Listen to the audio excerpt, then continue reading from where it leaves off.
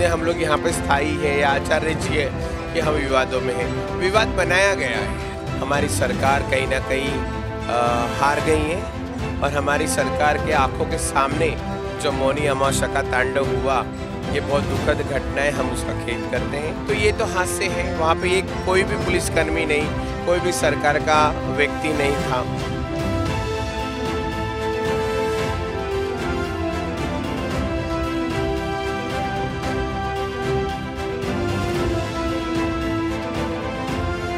नमस्कार, मैं हूं आपके साथ यूभी चौधरी और आप देख रहे हैं श्री न्यूज। किन्नर अखाड़ा हाल ही में ममता कुलकर्णी के महामंडलेश्वर बनने के बाद काफी चर्चाओं में है। ममता कुलकर्णी का इस पद पर चयन जहां कई कारणों से चर्चा का विषय बना, वहीं किन्नर अखाड़े के संस्थापक अजय कुमार दास ने उनके साथ साथ आचार्य महामंडलेश्वर लक्ष्मी नारायण दास को भी निष्कासित करने का आदेश दिया था। इस फैसले के बाद आचार्य महामंडलेश्वर लक्ष्मी नारायण दास ने कोर्ट जाने की बात कही। इस मुद्दे पर हमारे स्टेट हेड सैयद आकिल ने महाकुंभ के दौरान महामंडलेश्वर पवित्रता दीदी से खास बातचीत की। पवित्रा दीदी ने इस विवाद पर अपने विचार रखे और किन्नर समाज की धार्मिक परंपराओं, उनके अधिकारों और किन्नर अखाड़े के भविष्य पर चर्चा की। आइए डालते हैं एक नजर। हम खड़े हैं इस वक्त किन्नर अखाड़े में। ममता कुलकर्णी को महामंडलेश्वर बनाए जाने के बाद किन्नर अखाड़ा लगातार विवादों में रहा है और किन्नर अखाड़े के संस्थापक अजय कुमार दास ने जो है ममता कुलकर्णी सहित आचार्य महामंडलेश्वर लक्ष्मी नारायण को निष्कासित करने का आर्डर दिया। उसके बाद लक्ष्मी नारायण ने भी कोर्ट जाने की बात कही थी। हमारे साथ मौजूद हैं महामंडलेश्वर पवित्रा दीदी, उनसे बात करने की कोशिश करते हैं कि आखिर ये क्या विवाद था और किस तरह से बात हुई है। आपका बहुत बहुत स्वागत है श्री न्यूज़ पर। हम सबसे पहले ये जानना चाहेंगे कि महामंडलेश्वर बनने की क्या प्रक्रिया होती है? महामंडलेश्वर देखो, हम किन्नर तो कभी गुरुकुल गए नहीं। हमारे नसीब में गुरुकुल था, लेकिन हमारे ही ठेकेदारों ने हमें कभी गुरुकुल तक पहुंचने दिया नहीं। तो हमें वो मौका मिला नहीं कि कैसे गुरुकुल का एजुकेशन होता है, कैसे गुरुकुल में रहा जाता है, कैसे गुरुकुल में रोज़ पाठ पूजा होती है, हमने नहीं देखा। लेकिन हम जिस घर में पैदा हुए हैं, ब्राह्मण वैष्णव, हमने हमारे घर में सारे पूजा देखी है कि कैसे विधि विधान से सब किया जाता है।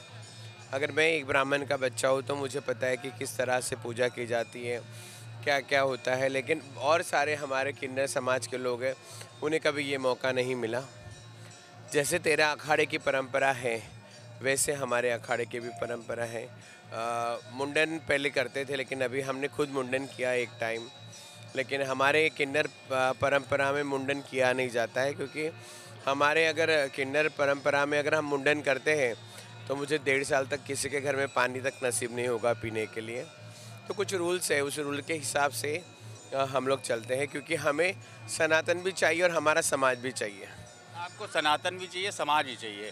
तो ये तो आपके समाज की प्रक्रिया हो गई इस समाज में शामिल होने की। तो ममता कुलकर्णी को किस आधार पर महामंडलेश्वर बनाया गया? ममता कुलकर्णी की उनको किसी आधार पे नहीं बनाया है। उन्होंने बहुत तपस्या की है। अब वो तो वही अंतरात्मा से जानती है।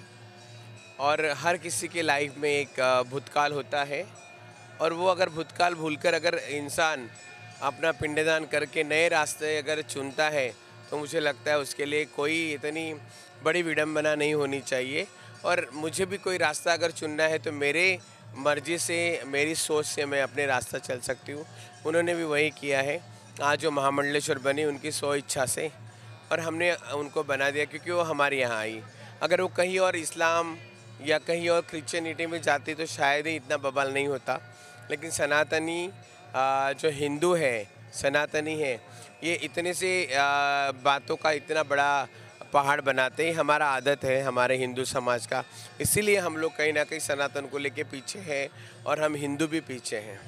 आज अगर हम इस्लाम को देखते हैं, 5 बार नमाजी होते हैं, हज करके आते हैं, सारी चीज़ें होती है, कोई बवाल नहीं होता है। ऐसे कितने सारे लोग हैं आज तक बने हुए।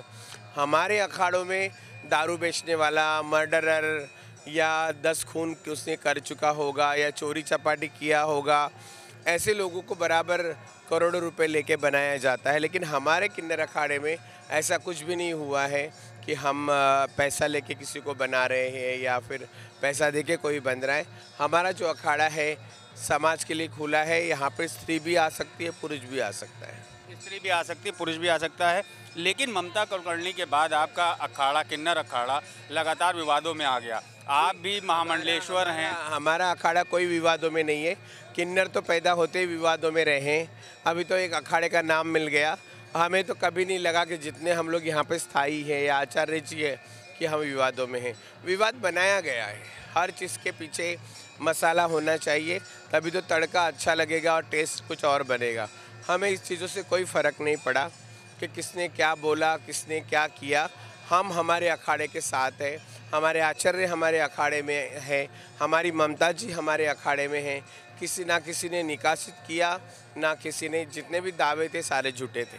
कहा जा रहा है जो किन्नर अखाड़े के संस्थापक है ऋषि अजय दास जी, उन्होंने किन्नर अखाड़े को भंग कर दिया। कौन है वो? तो किन्नर अखाड़ा बंद होता तो शायद आज ये आचार्य भी नहीं होते। मैं भंग कर दिया, बंद नहीं, भंग कर दिया। भंग के कौन है वो? कौन है वो? तो कहते हैं हम संस्थापक हैं। कौन है? कहाँ से लिख के लाया उसने संस्थापक का लेटर?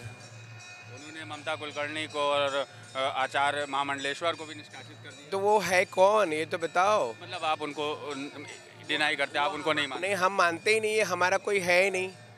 वो एक बैरागी साधु है, गृहस्थी है, बाल बच्चे वाला है।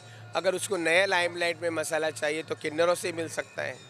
तो उन्हें अपना प्रोपोगंडा किया, अपना लेटर बनाया।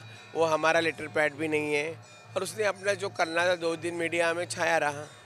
और क्या चाहिए? मतलब कहा यह भी जा सकता है कि किन्नर अखाड़े ने संस्थापक अजय दास को ही निष्कासित कर दिया। वो तो हमने 2017 में ही कर दिया था। स्पेशली अजय ऋषिदास जी ने प्रेस कॉन्फ्रेंस लेके वहाँ पे मीडिया करके उन्होंने बोल दिया था कि मैं घर गृहस्थी में जाने वाला हूँ, तो मैं अभी संस्थापक नहीं रहूँगा। 1 साल के लिए वो हमारे संस्थापक थे, उसके बाद उनका हमारा रिश्ता कुछ नहीं है। बाकी अखाड़ों का आपको समर्थन है? हाँ, अखाड़ा परिषद का अखाड़ा परिषद का अगर समर्थन है तो बाकी अखाड़े तो है ही हैं। और जो छोटे मोटे साधु हैं जिनको डिबेट में बैठने का बहुत मज़ा आता है और उछालने का बहुत मज़ा आता है, तो वो अपना करते रहते हैं। आप लोगों ने कोर्ट भी जाने की बात की, आपकी आचार्य महामंडलेश्वर ने कोर्ट जाने की बात कही। तो हमने तो उनका पिटीशन दायर किया है और हम जल्दी उनको हमारा लेटर हम शायद चला भी गया हो और हम लोग उनको कोर्ट में खींचेंगे और वो हमें साबित करके दिखाए कि वो हमारे कौन से संस्थापक है और हमारा क्या प्रूफ उनके पास है कि वो हमारे किन्नर अखाड़े में आज तक संस्थापक हैं। जब महाकुंभ में आपका अखाड़ा है, किस तरह से और कितने महामंडलेश्वर यहाँ हैं और श्रद्धालुओं को लेकर क्या आस्था है किन्नर अखाड़े को लेकर? हम लोग पूरे 30 महामंडलेश्वर हैं यहाँ पर और आप देख ही रहे हैं जन सैलाब शायद ही पूरे अखाड़ों में या 40 किलोमीटर की जो जगह पे ये बैठा हुआ महाकुंभ का जो पर्व चल रहा है, शायद ही इतनी भीड़ कहीं होगी। लेकिन किन्नर अखाड़े में एक आस्था है, सभी लोग आते हैं, 1 रुपये का सिक्का लेते हैं, अपने प्रॉब्लम शेयर करते हैं, जिसको जो सॉल्यूशन चाहिए, जो मुद्दा चाहिए उस पर बात करते हैं।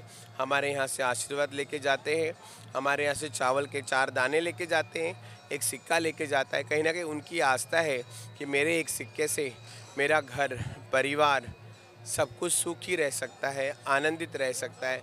तो हमारी भी आस्था है, उनकी भी आस्था है। तो उसी प्रकार से सभी जन सैलाब आप देख रहे हैं यहाँ पे। अगर आप व्यूज़ लेंगे तो आपको पता चलेगा कि किन्नर अखाड़े में वैष्णव पूजा है, अघोर काली है, कामाख्या है, आरती डेली होती है, ध्वजा आरती होती है, गंगा आरती हम लोग करते हैं। तो हमारे जो रूटीन है वो हम करते हैं। आप भी महामंडलेश्वर हैं, लोगों को आप दर्शन देती है, लोगों को आशीर्वाद देती, तो क्या इसी तरह ममता कुलकर्णी भी यहाँ इस अखाड़े में लोगों को दर्शन देती? सबका अपना अपना एक दायरा है और उस दायरे में सभी रहेंगे। हर कोई आके चेयर पे बैठ के राजमाता बन के वो नहीं देगा, क्योंकि सबका अपना अपना एक दायित्व है। उस हिसाब से आगे देखेंगे क्या होने वाला है। अगर कुंभ को लेके हम आपका रिएक्शन जानना चाहें, क्योंकि मौनी अमावस्या को जो घटना हुई उसके बाद आज स्नान हुआ और व्यवस्थाओं को लेकर अगर हम बात करें, कुंभ को लेकर रिएक्शन लें तो क्या रहेगा? पूरी तरह ये कुंभ फ्लॉप है। हमारी सरकार कहीं ना कहीं हार गई है और हमारी सरकार के आंखों के सामने जो मौनी अमावस्या का तांडव हुआ, ये बहुत दुखद घटना है। हम उसका खेद करते हैं और जितने भी प्रशासन है वो सब प्रशासन भी फ्लॉप हो चुका है, क्योंकि 30 पुल बंद करने के बाद इंसान जाएगा कहाँ। और हमारा जो ये कुंभ है ये पूरी तरह फ्लॉप हुआ है। सोशल मीडिया ने बहुत आगाज़ कर दिया, लेकिन एक्चुअल जो बंदा इस जगह पे आता है, जिस कुंभ में घूमता है, उसे रियलिटी पता है कि एग्जैक्ट क्या हुआ है।